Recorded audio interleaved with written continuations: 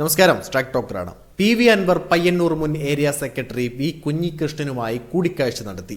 വെള്ളൂരിലെ കുഞ്ഞികൃഷ്ണന്റെ വസതിയിലായിരുന്നു നിർണായക സന്ദർശനം. LDF വിട്ട് തൃണമൂൽ കോൺഗ്രസിൽ ചേരുകയും തൊട്ടു പിന്നാലെ അവിടെ നിന്ന് രാജിവെക്കുകയും ചെയ്ത അൻവർ തന്റെ പുതിയ രാഷ്ട്രീയ പാർട്ടി പ്രഖ്യാപനത്തിന് മുന്നോടിയായി വടക്കൻ കേരളത്തിലെ സ്വാധീനം ഉറപ്പിക്കാനുള്ള നീക്കത്തിന്റെ ഭാഗമായാണ് കുഞ്ഞികൃഷ്ണനെ കണ്ടതെന്നാണ് രാഷ്ട്രീയ നിരീക്ഷകർ വിലയിരുത്തുന്നത്. കുഞ്ഞികൃഷ്ണന്റെ വസതിയിൽ അരമണിക്കൂറിലധികം നീണ്ട കൂടിക്കാഴ്ചയിൽ രാഷ്ട്രീയ പ്രസക്തിയുള്ള ഗൗരവതരമായ വിഷയങ്ങൾ ചർച്ച ചെയ്തതായാണ് വിവരം. പയ്യന്നൂരിലെ CPM ഫണ്ട് വിവാദവുമായി ബന്ധപ്പെട്ട് പാർട്ടി നേതൃത്വവുമായി ഇടഞ്ഞു നിൽക്കുന്ന കുഞ്ഞികൃഷ്ണൻ നിയമസഭാ തെരഞ്ഞെടുപ്പിൽ UDF പിന്തുണയോടെ മത്സരിച്ചിരുന്നു.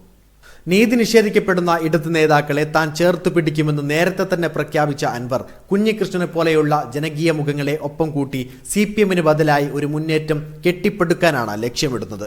കൂടിക്കാഴ്ചയ്ക്ക് ശേഷം പുറത്തിറങ്ങിയ PV അൻവർ മാധ്യമങ്ങളോട് പ്രതികരിക്കവേ ഇതൊരു സൗഹൃദ സന്ദർശനം മാത്രമാണെന്ന് പറഞ്ഞ് രാഷ്ട്രീയ ചർച്ചകളെ തള്ളാൻ ശ്രമിച്ചു.